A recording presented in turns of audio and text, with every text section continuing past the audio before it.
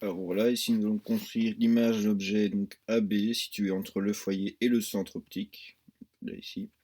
Donc c'est un objet qui est très proche de la lentille. Donc ici on a une lentille convergente. Donc c'est par exemple lorsqu'on va regarder quelque chose avec une loupe. On a un objet qui va se situer très proche de la lentille. On va essayer ensemble de construire donc l'image de cet objet AB. Donc, ici on a notre objet AB donc, qui est entre le centre optique et le foyer et on va construire l'image. Pour construire cette image, on va utiliser les propriétés des lentilles convergentes. Alors tout d'abord, on fait passer un rayon lumineux par le centre optique. Alors, quand il passe par le centre optique, on voit qu'il n'est pas dévié. Deuxièmement, on envoie un rayon donc, parallèle à l'axe optique.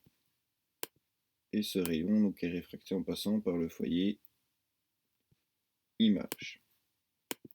On va nommer ces rayons. Ici on a RI.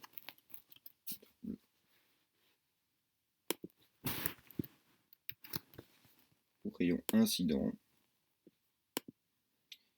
Et ici RR pour rayon réfracté. Pareil ici.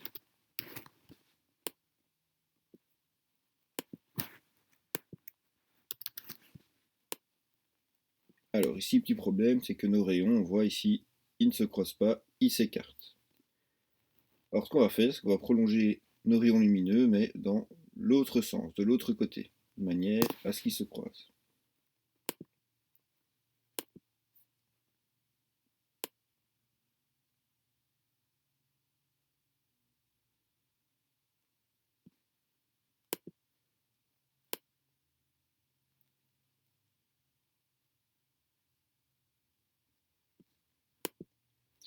Donc là, on voit que notre point A, il va se former ici. Donc quand le rayon lumineux ne se croise pas, notre cerveau va faire en sorte que les rayons lumineux se croisent pour former une image.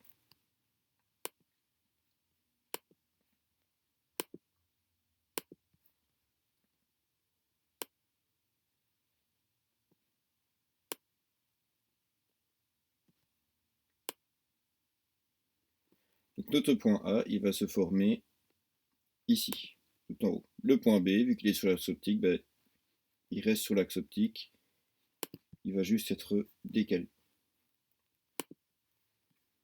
On va nommer A rouge.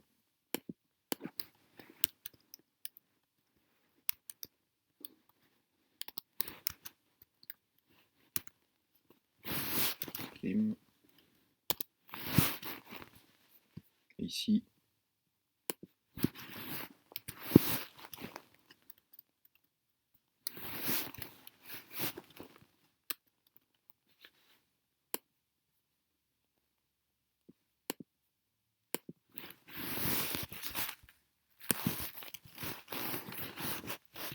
B'.